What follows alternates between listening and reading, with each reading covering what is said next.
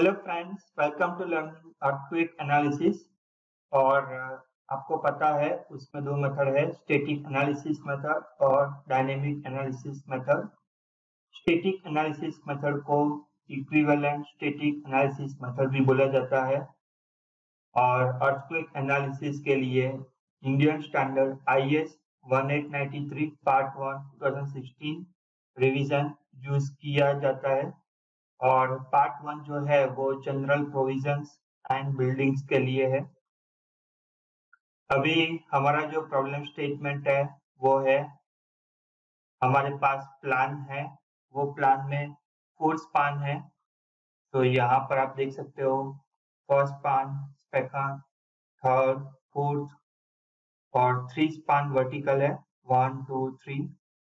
और एलिवेशन है 4200, 3200 mm, 3200 and 3200 mm। तो ये हमारे पास एलिवेशन की इंफॉर्मेशन है, ये प्लान की इंफॉर्मेशन है। इसका हमें अर्थक्वेक एनालिसिस फाइंड करना है। So what we will do, we will go to the using IS 1893 part 1 2016 revision. So building type हमारा है ऑफिस बिल्डिंग, फिर लोकेशन है शिलोंग, फिर शिलोंग जो लोकेशन है वो मेघालय से बिलोंग करता है, इंडिया से। Soil type medium steep soil और structure type RC frame structure. और ये लोडिंग हमारे पास दिया गया है। यहाँ पर हमें सिंपल एग्जाम्पल को सिंपली कंसेप्चुअली अंडरस्टैंड करने के लिए लोडिंग को मैं सिर्फ डेड लोड, लाइव लोड ही कंसिडर कर रहा हूँ। यहाँ पर नंबर ऑफ लोडिंग हो सकते हैं, डेड लोड में भी आप नंबर ऑफ लोडिंग हो सकते हैं, और service load, load finish load, वो सब लोड आप ऐड कर सकते हो। लेकिन एक बार अगर आपको प्रोसीजर पता चल गई, कंसेप्ट पता चल गया, तो यही प्रोसीजर फिर सिर्फ आपको रिपीट करना है। अभी static analysis method empirical method है। It does not include quick motion, effect of vibration and time and dynamic analysis का भी जरूरत पड़ता है स्टैटिक एनालिसिस में। सो स्टैटिक एनालिसिस मेथड की फॉर्मूला क्या है, VB equal to AH into W। So AH, VB और W क्या है? तो VB equal to design base shear, उसको आप टोटल बेस शियर भी बोल सकते हो, डिजाइन बेस शियर भी बोल सकते हो, या तो फिर लेटरल फोर्स भी बोल सकते हो। तो यहाँ पर मैं अगर टाइप करूं तो इसको लेटरल फोर्स भी बोला जाता है, VB को, जो हमें कैलकुलेट करना होता है। फिर AH, तो AH means design horizontal acceleration coefficient and W means seismic weight of the building. So horizontal acceleration coefficient and W is total weight or seismic weight of the building. So इस video में हम finding करेंगे AH। AH कैसा find out करना है वो हम बात करेंगे। फिर नेक्स्ट वीडियो में हम कैलकुलेट करेंगे W कैसे फाइंड आउट करना है, और फिर उसको डिफरेंट फ्लोर में कैसे डिवाइड करना है। और फिर जब हमें टोटल VB मिल जाएगा तो वो VB हम स्टार्टर की हेल्प से किस तरीके से फाइंड आउट कर सकते हैं, उसके बारे में भी हम डिस्कशन करेंगे। Let us we will move how to calculate the AH. AH means design horizontal acceleration coefficient. तो ये उसके फॉर्मूला है VB equal to AH into W। अब जो AH है वो वेरी करता है 0% से लेके 100% तक। और अगर आप डेसिमल में बोलो तो 0 से लेके 1 तक उसकी वैल्यू वेरी होती है, उसकी AH की। तो AH की वैल्यू वेरी होती है बिटवीन 0 to 1। सो यहाँ पर भी देख सकते हो सेम चीज है, 0 to 1 और 0% से लेके 100% तक उसकी वैल्यू वेरी होती है। ओके, तो जब हमें AH मिलेगा, जब हमें W मिलेगा, वो दोनों को मल्टीप्लाई कर देंगे तो हमें मिल जाएगा टोटल वीबी। अब ये जो टोटल वीबी आएगा, लेट्स से हमारे पास एक वैल्यू आई टोटल वीबी, तो ये जो वीबी की वैल्यू है, this value will be divided into different floors. तो वो जो वैल्यू है वो डिफरेंट फ्लोर में डिवाइड होगी, तो वो किस तरीके से डिवाइड होगी उसके बारे में भी हम डिस्कशन करेंगे। तो VB equal to H into W, ये आपको पता है। अभी एच के बारे में डिस्कशन करते हैं। तो ये एच की फॉर्मूला है। H means design horizontal acceleration coefficient. अभी एच जो है उसमें कितने पैरामीटर यूज होते हैं, z/2 SA/g whole divided by r/i। तो z/2, z means zone factor, SA/g ये आपका सॉइल टाइप है, R means response reduction factor और I means importance of the building. Let us we will see, Z means earthquake यानी कि zone factor, SA/g soil type, R means response reduction factor और building strength and ductility and I means importance of the building. अभी as per the IS code ये सब parameters किस तरीके से ये पैरामीटर्स की वैल्यू हमें डिसाइड करनी है, तो वो सब डिटेल में IS कोड में मेंशन किया गया है और डिटेल में यहाँ पर भी इस वीडियो में मैं सब कुछ आपको डिटेल में एक्सप्लेन करूंगा। सो सबसे पहले हम स्टार्ट करते हैं Z। तो Z यानी कि सिस्मिक जोन फैक्टर। तो आपको डिसाइड करना है कि आपका बिल्डिंग कौन सी जोन में है, आपका लोकेशन कौन से जोन में है। Depending on that location, depending on that zone factor, आपको Z की वैल्यू लेनी है। अगर आपका बिल्डिंग है जोन 2 में तो आपकी वैल्यू हो जाएगी 0.1, जोन 3 में है तो 0.16, जोन 4 में है तो 0.24 और जोन 5 में है तो 0.36। तो इस अकॉर्डिंग आपकी वैल्यू जो है वो वेरी होगी, सिस्मिक जोन फैक्टर की वैल्यू आपकी वेरी होगी। अभी आप बोलोगे कि आपको वैल्यू पता चल गई कि जोन 2 में ये वैल्यू है, जोन 3 में ये वैल्यू है, जोन 4 में और जोन 5 में, लेकिन जोन को कैसे डिसाइड करेंगे। तरह से मैं वडोदरा में रहता हूँ तो वडोदरा कौन से जोन में आता है, तो गुजरात के कौन से जोन में आता है। So like that everything you have to be mention. So this is the map, seismic map of the India. So seismic zone factor, so Z, seismic zone factor, उसमें ये जो ब्लू कलर है वो zone 2 है, फिर yellow colour के है वो जोन 3 है, फिर ग्रीन कलर के जोन 4 और ऑरेंज कलर के है जोन 5। तो ये हमारे पास seismic map of the India है, सिस्मिक जोन्स ऑफ इंडिया।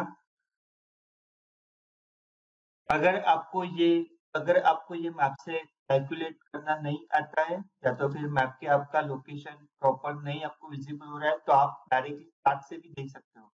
अभी हमारा जो लोकेशन है वो है शिलोंग यानी कि मेघालय। तो ये एक IS 193 पार्ट 1 2016 में ऐसा एक लिस्ट भी है, तो वो लिस्ट से भी आप अपनी वैल्यू कैलकुलेट कर सकते हो। तो यहाँ पे देख सकते हो कि शिलोंग कौन से जोन में है, zone 5 0.36, Surat zone 3 0.16, Vadodara zone 3 0.16. So like this you can also calculate your values of the zoning factor. Okay, so यहाँ पे दिख रहे हो कि शिलोंग जो है वो जोन 5 में है, तो हमारी Z की वैल्यू क्या हो गई 0.36. So let us we will save this value. तो Z equal to 0.36. ओके, सो ये फॉर्मूला में से हमें Z की वैल्यू पता चल गई 2, दैट इज कांस्टेंट। अभी हमें फाइंड करना है SA/G। तो ये SA/G है वो है सिंगल पैरामीटर, तो design acceleration coefficient for the different soil type. SA/G है वो डिफरेंट सॉइल टाइप की वैल्यूज है। तो हमारे पास कौन सी सॉइल है, depending on that soil we will find the value of SA/G। अभी SA/G की वैल्यू फाइंड करने के लिए सबसे पहले आपको सॉइल टाइप पता होनी चाहिए। तो 3 टाइप की सॉइल होती है, रॉकी और हार्ड सॉइल, मीडियम सॉइल और सॉफ्ट सॉइल। तो IAS 1893 पार्ट 1 2016 में ऐसा एक चार्ट है, spectra for equivalent static method, जिसमें SA/G की वैल्यूज यहाँ पर मेंशन की गई है और नेचुरल पीरियड T, यानी कि time period T। So depending on your time period, your SA/G values will be vary। अब ये जो SA/G की वैल्यू है वो वेरी करेगी बिटवीन 0 to 2.5। ये SA/G की वैल्यू 0 से लेके 2.5 तक वेरी करेगी। ऑब्वियसली जीरो वैल्यू उसकी कभी भी नहीं हो सकती, तो मिनिमम 0, मैक्सिमम 2.5। 0 से ऊपर ही होगी और 2.5 से बिलो होगी। तो हमारे पास जो प्रॉब्लम है उसमें कौन सी सॉइल है, मीडियम स्टीप सॉइल। ओके, तो यहाँ पर आप देख सकते हो हमारे पास 3 पैरामीटर्स हैं। For equivalent static analysis method और रॉकी के लिए 3 पैरामीटर्स हैं, फिर मीडियम स्टीप सॉइल के लिए 3 पैरामीटर है और सॉफ्ट सॉइल के लिए भी 3 पैरामीटर है।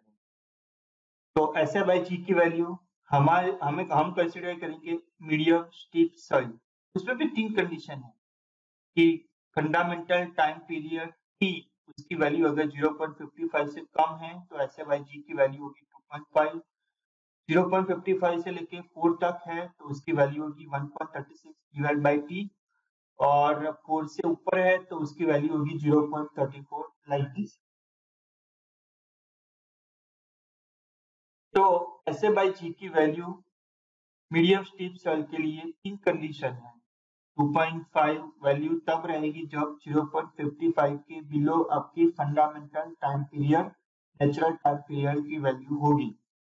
अगर वो वैल्यू 0.55 से लेके 4 तक है तो 1.36 डिवाइड बाई T, और अगर 4 से ऊपर है तो उसकी वैल्यू हो जाएगी 0.34। अब ये जो है SA/G वो AH से डायरेक्टली प्रोपोर्शनल है। तो जैसे आपका ये जो वैल्यू बढ़ेगा, 2.5 वैल्यू अगर यहाँ पे है तो AH की वैल्यू भी इंक्रीज होगी। अगर 0.34 है, ऑब्वियसली ये जो है सॉफ्ट सॉइल के लिए है, मतलब 0.34, तो उसकी वैल्यू भी डिक्रीज होगी लाइक दिस। ओके, सो अभी हमें क्या फाइंड करना पड़ेगा, ये T फाइंड करना पड़ेगा। जब तक हमें T नहीं मिलेगा हम SA/G की वैल्यू डिसाइड नहीं कर सकते, तो हमें T फाइंड करना पड़ेगा। सो T फाइंड करने के लिए design acceleration coefficient for different soil type. Okay, तो T की value for bed reinforce means frame building, okay, masonry reinforced frame building, so without any masonry infill, तो MRF buildings है तो उसके लिए T की वैल्यू ये है। ओके, फिर buildings with RC structural wall, तो उसके लिए T की वैल्यू ये है। और all other buildings, उसके लिए T की वैल्यू ये है। तो हमारी जो कंडीशन है वो है ऑफिस टाइप ऑफ बिल्डिंग, तो हमारी जो कंडीशन एप्लीकेबल होगी वो है ऑल अदर बिल्डिंग्स।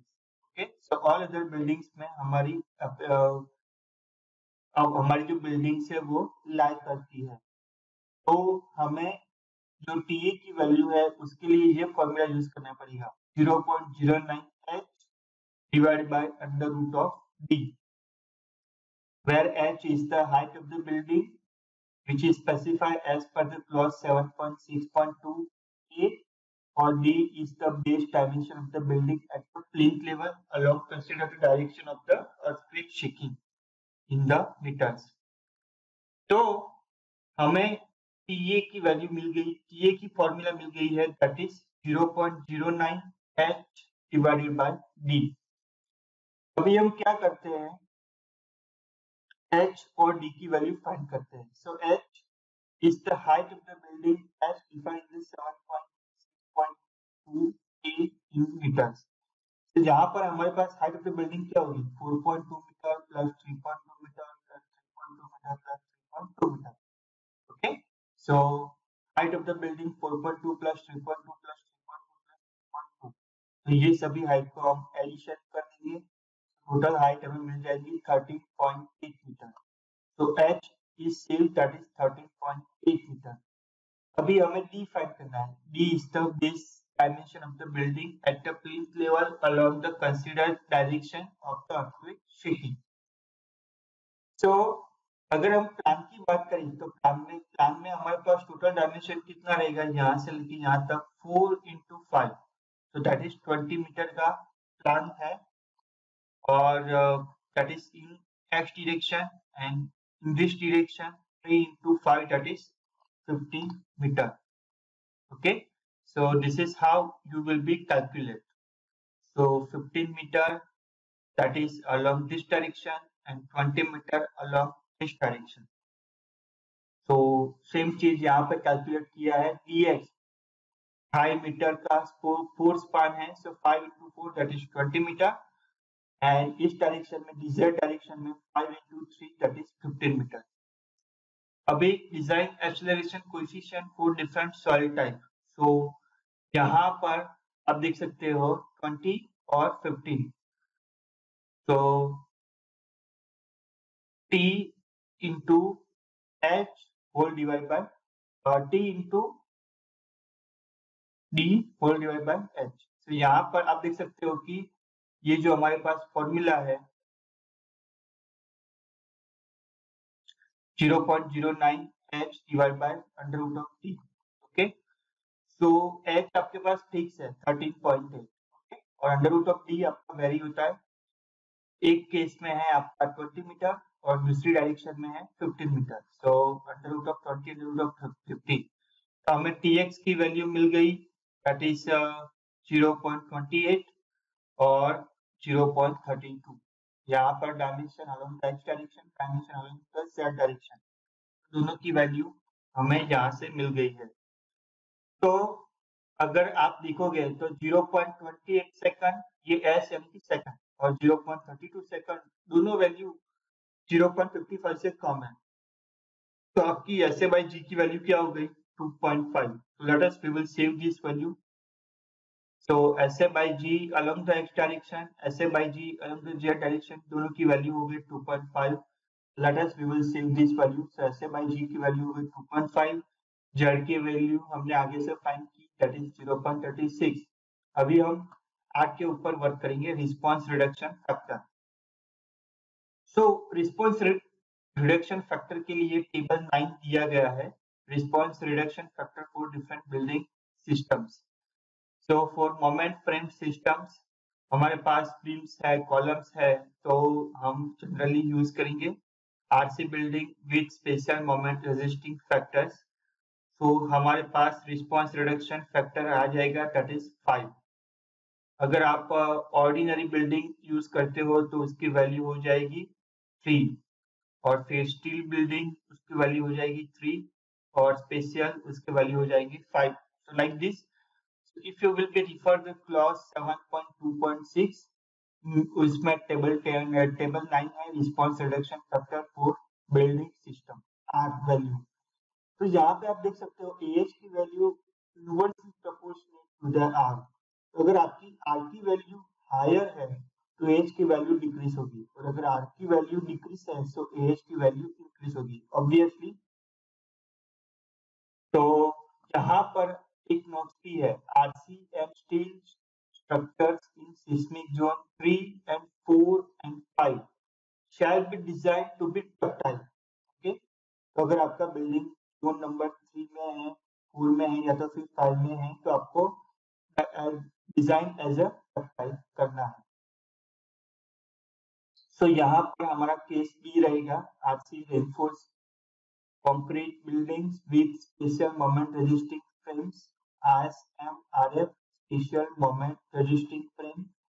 उसको हमारे पास आर की वैल्यू कितनी हो गई 5. So let us we will save this value R equal to 5. अभी हम वर्क करते हैं इम्पोर्टेंस फैक्टर. इम्पोर्टेंस फैक्टर बहुत ही इंपॉर्टेंट है और ये डायरेक्टली वेरी करता है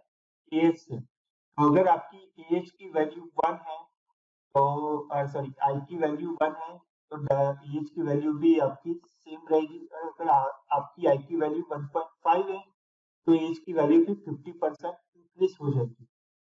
okay, so I is the importance factor, और टेबल नंबर 8 अगर आप देखोगे तो इम्पोर्टेंस फैक्टर है, और उसमें सीरियल नंबर, स्ट्रक्चर और आई की वैल्यू दी गई है। तो let us we will see that. तो अगर आपके पास service and important service and community buildings है, like critical government buildings, schools, colleges like these, hospitals, then television station building, radio station building, bus station, metro rail buildings, food buildings such as warehouses, fuel station buildings such as powerhouses, fire station buildings, तो वो सब case में cinema hall, shopping malls, assembly halls, वो सब cases में आपकी आई की value कितनी होगी? 1.5। अगर आपके पास कॉमर्शियल बिल्डिंग है, residential commercial building, occupancy more than 200%, तो आपकी आई की वैल्यू होगी 1.2, और अदर फॉर अदर केसेस आपकी आई की वैल्यू होगी 1। तो यहाँ पे एक नोट्स भी है कि owners and designers of the engineers of the buildings और स्ट्रक्चर्स में choose the value of I more than the mention.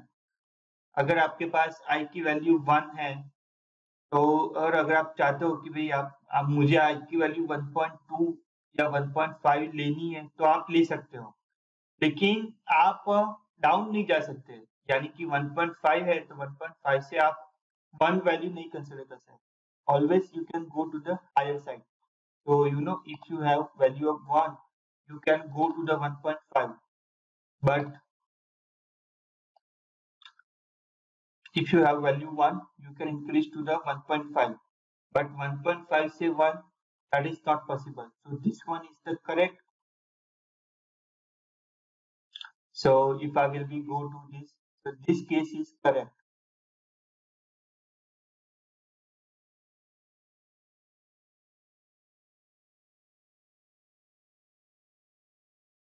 But this is the wrong case.